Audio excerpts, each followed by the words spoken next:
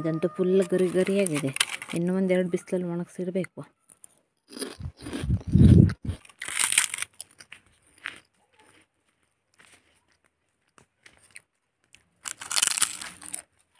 ಅಮ್ಮ ಹೇಳ್ಕೊಡೋರು, ಹಾಗೆ ನಾನು ಕೂಡ ಅಮ್ಮನಿಗೆಲ್ಲ ಸಹಾಯ ಮಾಡ್ತಾ ನಾನು ಕೂಡ ಕಲಿತಾ ಇದ್ದೆ.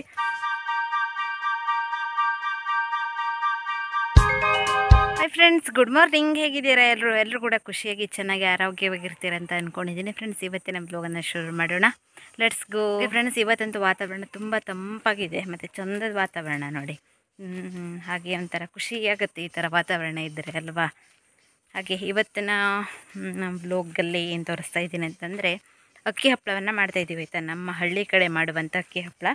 ಹಾಗೆ ನಾನಂತೂ ಸುಮಾರು ವರ್ಷದ ಹಿಂದೆನೇ ಕಲ್ತಿದ್ದೀನಿ. ಅಂದರೆ ಒಬ್ಬಳೇನೆ ಮಾಡಿದ್ದು ಅಂತಂದರೆ ಈ ವರ್ಷ ಮಾತ್ರ. ಹಾಗಾಗಿ ಹೇಗೆ ಮಾಡಿದ್ದೀವಿ ಅಂತ ನಿಮಗೂ ಕೂಡ ತೋರಿಸ್ತೇನೆ. ಪ್ರತಿ ವರ್ಷ ಅಮ್ಮದ ಸಹಾಯದಿಂದ ಅಮ್ಮನೊಟ್ಟಿಗೆ ಮಾಡ್ತಾಯಿದ್ದೆ.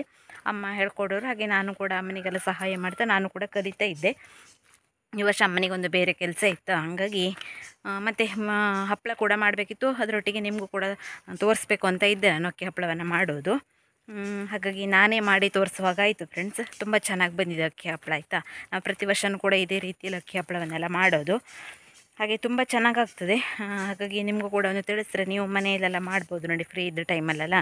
ಮತ್ತು ಮಕ್ಕಳಿಗೆಲ್ಲ ತುಂಬ ಇಷ್ಟ ಆಗ್ತದೆ. ಹಾಗೆ ಈಗ ರಜೆ ಕೂಡ ಇದೆ, ಮತ್ತು ಶಾಲೆಗೆ ಹೋಗುವಾಗೆಲ್ಲ ಮಕ್ಕಳಿಗೆಲ್ಲ ಹೋಗಿ ಬಂದಾದ ನಂತರ ತಿಂಡಿ ಎಲ್ಲ ಮಾಡ್ಕೊಡೋದಕ್ಕೆಲ್ಲ ಚಲೋ ಆಗ್ತದೆ. ಅಂದರೆ ಅಂಗಡಿಗಳಲ್ಲೆಲ್ಲ ಈ ಲೇಸು ಕುರ್ಕುರೆ ಈ ಥರದನ್ನೆಲ್ಲ ಕೊಡೋ ಬದಲು ಮನೆಯಲ್ಲೇ ಲೇಸ್ ಮಾಡಿದ್ದೀವಿ ಅಂತ ಹೇಳ್ಬಿಟ್ಟು ಈ ಥರದನ್ನೆಲ್ಲ ತಿಂಡಿಗಳನ್ನೆಲ್ಲ ಕೊಡ್ಬೋದು, ಅಷ್ಟು ಚೆನ್ನಾಗಿರ್ತದೆ. ಹಾಗಾಗಿ ನಿಮಗೂ ಕೂಡ ತೋರಿಸಿದ್ವಿ. ಯಾರ್ಯಾರು ತಾಯಂದಿರೆಲ್ಲ ಇದ್ದರೆ ನೋಡಿ, ಅವ್ರಿಗೆ ಮಕ್ಕಳಿಗೆಲ್ಲ ಈ ಥರ ಹಪ್ಪಳವನ್ನೆಲ್ಲ ಮಾಡಿಕೊಡಿ, ತುಂಬ ಖುಷಿ ಪಡ್ತಾರೆ ಅವರು ಕೂಡ. ಹಾಗೆ ತುಂಬ ಆರೋಗ್ಯಕ್ಕೂ ಕೂಡ ಒಳ್ಳೆಯದು. ನಾವಂತೂ ಪ್ರತಿ ವರ್ಷ ಈ ಥರ ಹಪ್ಪಳವನ್ನೆಲ್ಲ ಮಾಡಿಟ್ಕೊತೀವಿ, ನಿಮಗೂ ಕೂಡ ಗೊತ್ತಿದೆಯಲ್ಲ. ಹಾಗೆ ಫ್ರೆಂಡ್ಸ್, ಹಾಗೆ ರೆಡಿ ಮಾಡಿದ್ದು ಹೇಗೆ ಮಾಡೋದು ಅಂತ ನೀವು ಕೂಡ ನೋಡಿ ಕಲ್ತ್ಕೊಳ್ಳಿ. ತುಂಬ ಈಸಿ ಇದೆ, ಕಷ್ಟ ಏನಲ್ಲ. ಅಂದರೆ ಎಲ್ಲ ಹಂತವನ್ನು ಕರೆಕ್ಟಾಗಿ ನಾವು ಮಾಡ್ಕೊತ ಹೋದರೆ ತುಂಬ ಈಸಿಯಾಗಿ ಮಾಡ್ಬೋದು.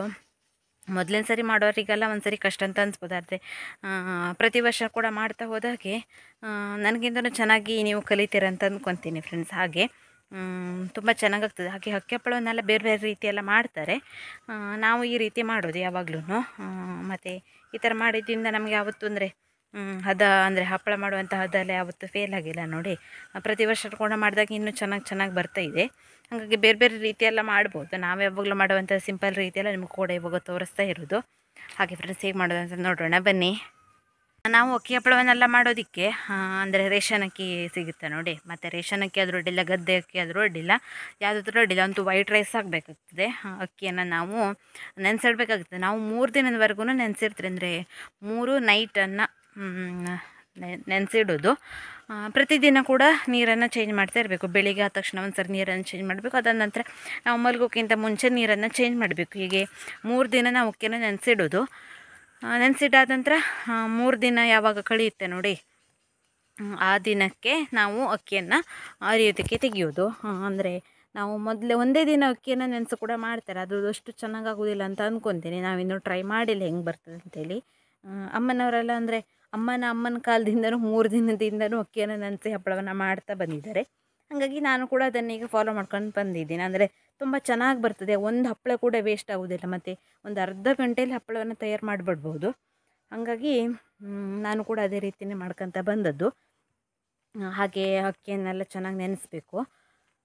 ನೆನೆಸಿ ಅಂದರೆ 3 ದಿನ ನೆನೆಸ್ಬೇಕು ಅಂತ ಹೇಳಿದ್ವಿ ನೋಡಿ. 3 ದಿನ ನೆನೆಸಾದ ನಂತರ ಅದಕ್ಕೆ ಒಂದು 5 ರಿಂದ 6 ಒಣಮೆಣಸು ಹಾಕಬೇಕು. ಅದಾದ ನಂತರ 1 ಚಮಚ ಜೀರಿಗೆಯನ್ನು ಹಾಕಬೇಕು. ಅದಾದ ನಂತರ ಇನ್ನೊಂದು ಚಮಚ ಕೊತ್ತಂಬರಿಯನ್ನು ತಗೊಂಡು ಅದೆಲ್ಲನೂ ಕೂಡ ಅಕ್ಕಿ ಮತ್ತು ನಾನು ತೋರಿಸಿರುವಂಥ 3 ಸಾಮಾನು ಅದೆಲ್ಲನೂ ಕೂಡ ಅರಿಬೇಕು ಚೆನ್ನಾಗಿ. ಅಂದರೆ ತುಂಬ ಅಂಟು ಥರ ದೋಸೆಗೆ ಹಾಕ್ತೀವಿ ನೋಡಿ, ಅದಕ್ಕಿಂತಲೂ ತುಂಬ ಗ್ರೈಂಡ್ ಆಗಬೇಕು, ಆ ಥರ ಅರಿಬೇಕು.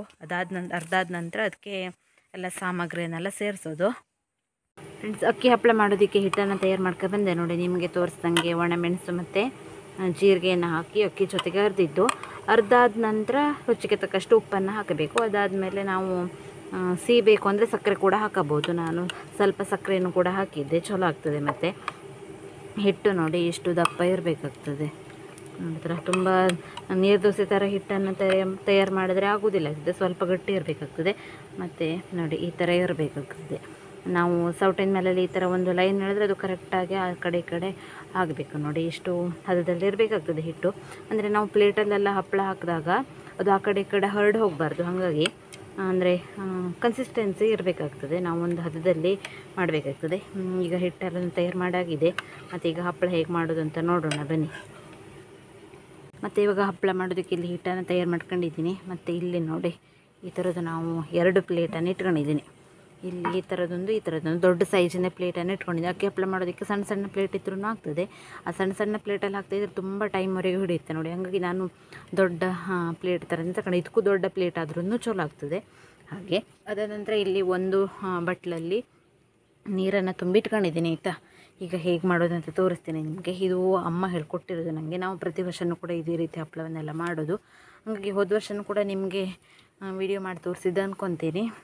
ನನಗೆ ಕರೆಕ್ಟಾಗಿ ನೆನಪಿಲ್ಲ ಗೈಸ್. ಹಾಗೆ ಇವಾಗ ಹೇಗೆ ಮಾಡೋದು ಅಂತಂದರೆ, ಅಲ್ಲಿ ಇದಿಷ್ಟನ್ನು ತಯಾರು ಮಾಡ್ಕೊಂಡು ಹಿಟ್ಟು, ಆಮೇಲೆ 2 ಪ್ಲೇಟು, 1 ಬಟ್ಲಲ್ಲಿ ನೀರು ಇಟ್ಕೊಂಡಿದ್ದೀನಿ. ಇಲ್ಲಿ ನೋಡಿ ಇಡ್ಲಿ ಪಾತ್ರೆಯನ್ನು ಕಾಯಿಸೋದಕ್ಕೆ ಇಟ್ಟಿದ್ದು. ಇಲ್ಲಿ ಫ್ರೆಂಡ್ಸ್ ಹೊರಗಡೆನೇ ಮಾಡ್ತಾಯಿದ್ದೀನಿ, ಒಳಗಡೆ ತುಂಬ ಸೆಕೆ ನೋಡಿ. ಹಾಗಾಗಿ ಒಂದು ಒಲೆಯಲ್ಲಿ ಬೆಂಕಿ ಮಾಡಿ ಒಂದು ಇಡ್ಲಿ ಪಾತ್ರೆನ ಇಟ್ಟಿದ್ದೀನಿ. ನಾವು ಇಡ್ಲಿನೆಲ್ಲ ಬೇಯಿಸ್ತೀವಿ ನೋಡಿ, ಅದರಲ್ಲಿ ತುಂಬ ನೀರು ಹಾಕಿ ಈಗ ಕುದೀತಾ ಇದೆ ನೋಡಿ. ಸೌಂಡ್ ಕೇಳಿಸ್ತಾ ಇರಬೇಕು ಮತ್ತು ಅಲ್ವಾ. ಈಗ ನಾವು ಯಾವಾಗಲೂ ಕೂಡ ಇಡ್ಲಿ ಪಾತ್ರೆಯಲ್ಲೇ ಮಾಡ್ತೀವಿ, ಮತ್ತು ಬೇಗ ಆಗ್ತದೆ ಹಪ್ಪಳ. ಅಕ್ಕಿ ಹಪ್ಪಳ ಮಾಡೋದಕ್ಕೆ ತುಂಬ ಟೈಮ್ ಹಿಡಿಯುತ್ತೆ ಸಣ್ಣ ಸಣ್ಣಕ್ಕೆ ಮಾಡ್ಕೊತಿದ್ರೆ. ಇಡ್ಲಿ ಪಾತ್ರೆಯಲ್ಲಿ ಮಾಡಿದ್ರೆ ತುಂಬ ಬೇಗ ಆಗಿಬಿಡ್ತದೆ, ಮತ್ತು ಫಾಸ್ಟ್ ಕೂಡ ಆಗ್ತದೆ. ಹಾಗಾಗಿ ಮಾಡೋದೈತೆ. ಹೇಗೆ ಮಾಡೋದು ಅಂತ ತೋರಿಸ್ತೀನಿ. ಈ ಪ್ಲೇಟಲ್ಲಿ ಹಾಕಿ ಇಡ್ಲಿ ಪಾತ್ರೆಯಲ್ಲಿ ಉಗಿಯಲ್ಲಿ ಬೇಯಿಸಿ ಪಟಾಪಟ ಅಂತ ತಯಾರು ಮಾಡೋದು. ಪಟಾಪಟ ಅಂತ ನಿಮಗೆ ಇವಾಗ ತಯಾರು ಮಾಡಿ ತೋರಿಸ್ತೀನಿ.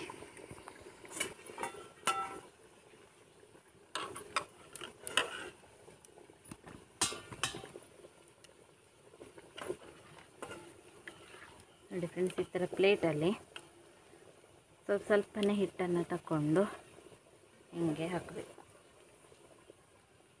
ಹಿಂಗೆ ಹಾಕ್ಕೊಂಡು ಆಮೇಲೆ ಈ ಥರ ಸ್ಪ್ರೆಡ್ ಮಾಡಬೇಕು ಪೂರ್ತಿ ಪ್ಲೇಟಿಗೂ.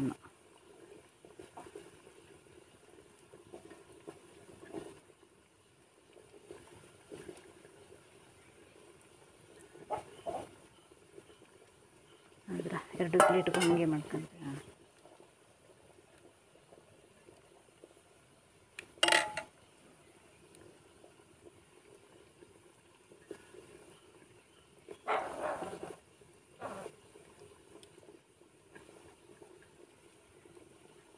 ಪ್ಲೇಟಿಗೆ ಎಣ್ಣೆ ಎಲ್ಲ ಆ ಥರ ಏನು ಹಚ್ಚೋದು ಬೇಡ, ನೀರೇ ಸಾಕಾಗ್ತದೆ ಇದಕ್ಕೆ. ನೋಡಿ ಇವಾಗ ಹೆಂಗೆ ಹಪ್ಪಳ ಎದ್ದು ಬರ್ತದೆ ಅಂತೇಳಿ.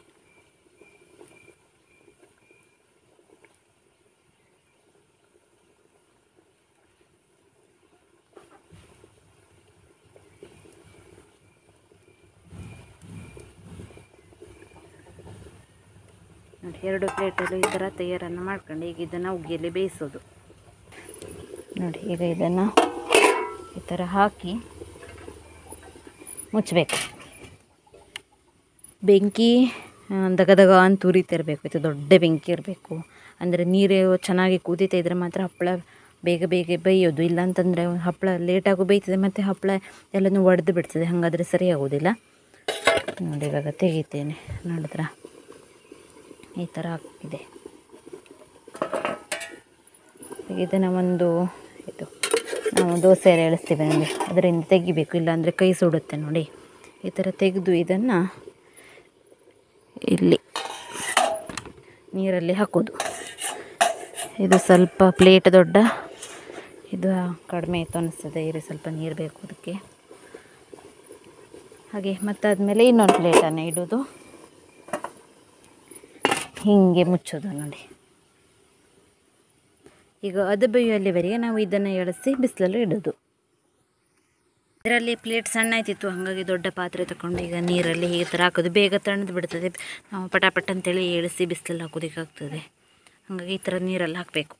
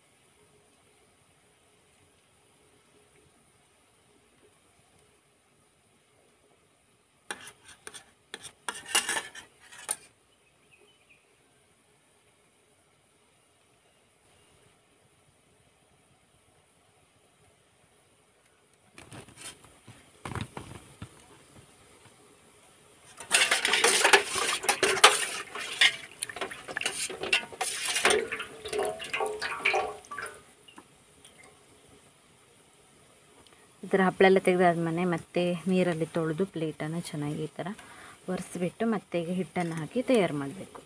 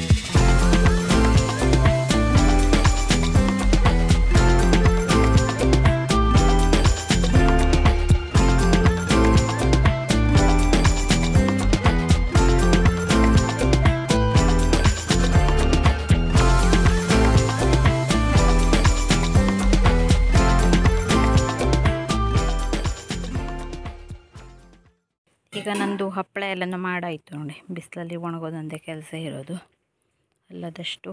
ಮತ್ತು ಇಲ್ಲೇ ಇದಿಷ್ಟು. ಈಗ ಪಾತ್ರೆನೂ ಕೂಡ ಏನು ಜಾಸ್ತಿ ತೊಳೆಯೋದಿಲ್ಲ. ಇದೊಂದು ಪಾತ್ರೆ, ಒಂದೆರಡು ಪ್ಲೇಟು ಹಿಟ್ಟಿನ ತಪ್ಪಲೆ, ಅದಾದಂದರೆ ಇದೊಂದು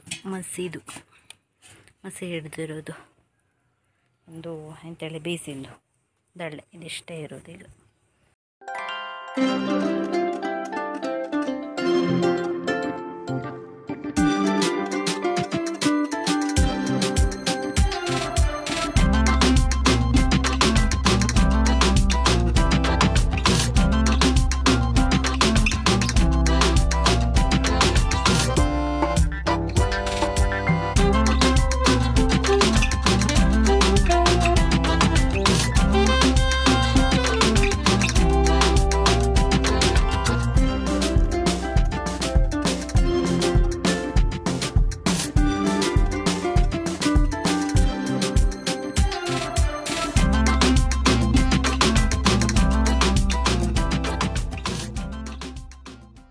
ಓಕೆ ಫ್ರೆಂಡ್ಸ್, ಇವಾಗ 10 ಗಂಟೆನೂ ಆಗಿಲ್ಲ. ನಾನು ಬೆಳಗಿನ ತಿಂಡಿ ಮಾಡಿಕೊಂಡು ಅದಾದ ನಂತರ ಅಕ್ಕಿ ಹಪ್ಪಳವನ್ನೆಲ್ಲ ಮಾಡಿ ಇವಾಗ ನನ್ನ ಕೆಲಸವನ್ನು ಶುರು ಮಾಡಿದೆ. ಹಾಗೆ ಅಕ್ಕಚೆಲ್ಲ ಕೊಟ್ಟು ಬಂದಿದ್ದಾಯಿತು. ಇನ್ನು ಸ್ವಲ್ಪ ತೋಟದಲ್ಲಿ ಜಾಯಿಕಾಯಿನೇ ಇನ್ನೂ ಕೊಯ್ದಾಗಿಲ್ಲ.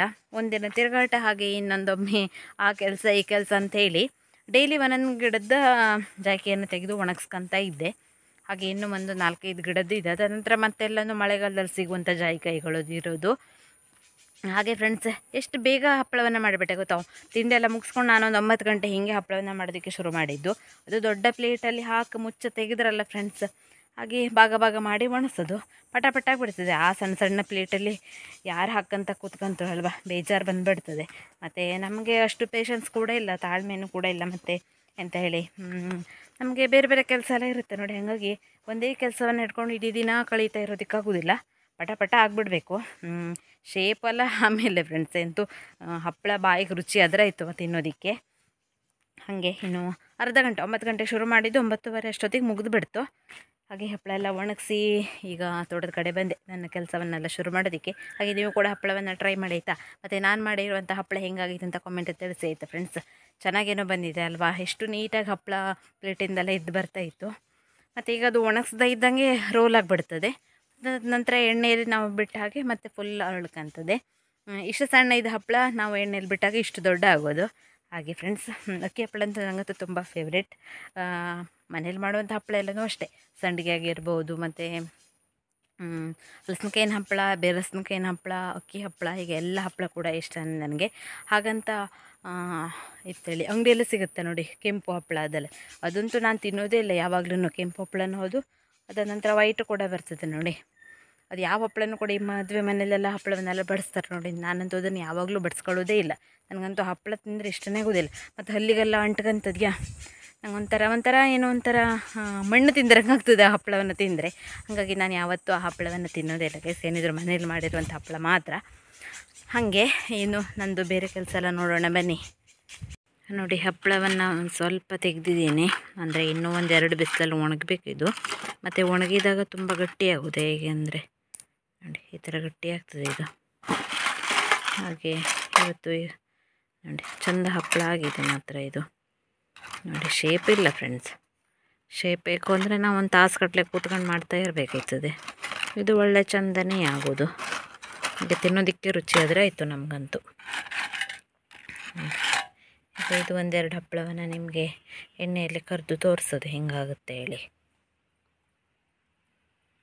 ಈಗ ನೋಡಿ, ಎಣ್ಣೆಯನ್ನು ಕಾಯಿಸ್ತೀನಿ. ಮತ್ತು ಇದು ತೆಂಗಿನೆಣ್ಣೆ ಎಲ್ಲ ಈ ಥರ ಹೊಗೆ ಬರ್ತಾ ಇರ್ತದೆ ನಾವು ಕಜ್ಜಾಯವನ್ನೆಲ್ಲ ಮಾಡುವಾಗ.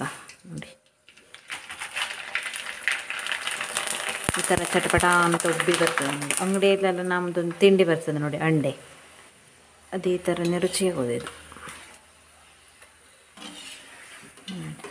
ಈ ಥರ ಆಗೋದು.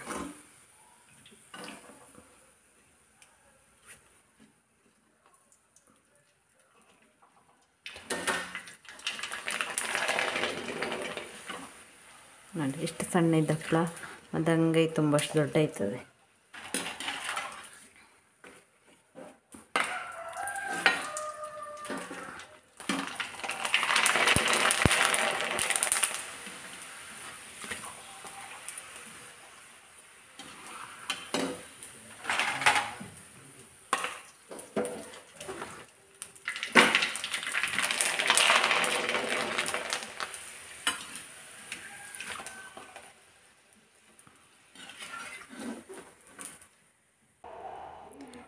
ನೋಡಿ ಹಪ್ಪಳವನ್ನು ಗರ್ದಾಯಿತು ಮತ್ತು ಎಂಥ ಚಂದ ಹಪ್ಪಳ ನೋಡಿ. ಅವಾಗ ಅಷ್ಟು ಸಣ್ಣ ಇದ್ದು ಈಗ ಒಂದು ಅಂಗೈ ತುಂಬಷ್ಟು ದೊಡ್ಡಾಗಿದೆ ಅಲ್ವಾ. ಹಾಗೆ ಈಗೆಲ್ಲ ರುಚಿ. ಇದು ಮಳೆಗಾಲಕ್ಕೆ ಇರಬೇಕಲ್ಲ, ಮಳೆ ಬರ್ತಾ ಇರುವಾಗ ತಿನ್ನೋದಕ್ಕಂತೂ ಭಾರಿ ರುಚಿ ಮತ್ತು ಒಳ್ಳೆ ಟೈಮ್ ಪಾಸ್ ಕೂಡ ಆಗೋದು. ಅದೇ ಮಳೆ ಬರ್ತಿರುವಾಗ ತಿನ್ನಬೇಕು, ಇದರ ರುಚಿ ಅಂತ ಹೇಳೋದಕ್ಕೆ ಸಾಧ್ಯ ಇಲ್ಲ. ಮತ್ತು ನೋಡಿ ಹೀಗೆ ಮುರ್ಕೊಳ್ಬೇಕು, ತಿನ್ನಬೇಕು. ಅಂಗಡಿಯಲ್ಲೆಲ್ಲ ಅಂಡೇದೊಂದು ತಿಂಡಿ ಬರ್ತದೆ ನೋಡಿ, ಸೇಮ್ ಅದರದ್ದೇ ರುಚಿ ಆಗೋದು ನೋಡಿ.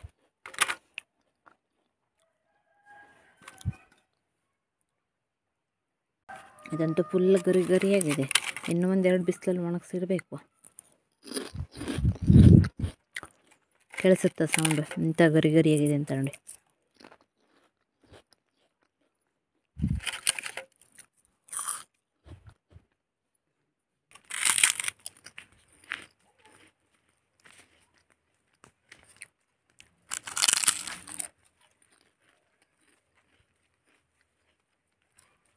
ಮತ್ತು ಇವತ್ತೇ ಮಾಡಿದ್ದು ಅಕ್ಕಿ ಹಪ್ಪಳ ಎಂಥ ರುಚಿ ಕೊಡ್ತಾಯಿದೆ ಗೈಸ್. ಈ ಥರದ ತಿಂಡಿ ಎಲ್ಲ ಮನೇಲಿ ಇದ್ಬಿಟ್ರೆ ಹೊರಗಡೆ ತಿಂಡಿ ಎಲ್ಲ ಎನಿಸೋ ನೆನಪಾಗೋದಿಲ್ಲ ನನಗಂತೂ. ನಿಮಗೂ ಹಾಗೇನಾದ್ರು ಇದ್ದರೆ ತಿಳಿಸಿ ಆಯಿತಾ ನನಗೂ. ಹೀಗೆ ಸಂಜೆ ಟೈಮಲ್ಲೆಲ್ಲ ಹಪ್ಪಳವನ್ನೆಲ್ಲ ಗರ್ಕೊಂಡು ತೋಟದ ಕಡೆ ಎಲ್ಲ ತಿರುಗಾಡ್ತಾ ಇದ್ದರೆ ಅಷ್ಟು ಚಲೋನೂ ಆಗೋದು, ಮತ್ತು ಟೈಮ್ ಪಾಸ್ ಕೂಡ ಆಗೋದು, ಬಾಯಿಗೆ ರುಚಿ ಕೂಡ ಆಗೋದು. ಹಾಗೆ ಗೈಸ್ ನೋಡಿ ಹಪ್ಪಳ ಅಂತೂ ಮಸ್ತಾಗಿದೆ. ಹಾಗೆ ಮನೆಯವರಿಗೆಲ್ರಿಗೂ ಕೂಡ ಹಪ್ಪಳವನ್ನೆಲ್ಲ ಗರ್ದು ನಾನು ಕೂಡ ಒಂದಿಷ್ಟು ಹಪ್ಪಳ ತಿನ್ಕೊಂಡು ಈಗ ಮತ್ತೆ ಹಪ್ಪಳವನ್ನೆಲ್ಲ ಹಿಡ್ಕೊಂಡು ತೋಟದ ಕಡೆ ಬಂದದ್ದು. ಹಾಗೆ ಸಿಕ್ಕಾಪಟ್ಟೆ ರುಚಿಯಾಗಿದೆ ಗೈಸ್. ನೀವು ಮನೆಯಲ್ಲಿ ಮಾಡಿ ಆಯಿತಾ. ನಾನು ಬೆಳಗ್ಗೆ ತೋರಿಸಿದ್ನಲ್ಲ ಅದೇ ರೀತಿಯೇ ಮಾಡಿ, ತುಂಬ ರುಚಿಯಾಗೋದು. ಹಾಗೆ ಮತ್ತು ಇವತ್ತು ನಾನು ಮಾಡಿರುವಂಥ ಅಕ್ಕಿ ಹಪ್ಪಳ ಹೇಗಾಗಿದೆ ಅಂತ ನೀವು ಕಾಮೆಂಟ್ ಬಾಕ್ಸಲ್ಲಿ ತಿಳಿಸಿ. ಇಷ್ಟವಾಗ್ತಿದ್ರೆ ಎಲ್ಲರೂ ಕೂಡ ಚಾನಲ್ಗೆ ಲೈಕ್ ಮಾಡಿ, ಶೇರ್ ಮಾಡಿ, ಕಾಮೆಂಟ್ ಮಾಡಿ. ಹಾಗೆ ಎಲ್ಲ ಇರುವಂಥ ಬೆಲ್ ಬಟನ್ ಮತ್ತು ಸಬ್ಸ್ಕ್ರೈಬ್ ಮಾಡ್ಕೊಳ್ಳಿ. ಸಿಗುವ ನಾಳಿನ ವ್ಲಾಗಲ್ಲಿ. ಅಲ್ಲಿವರೆಗೂ ಜೈ ಶ್ರೀರಾಮ್.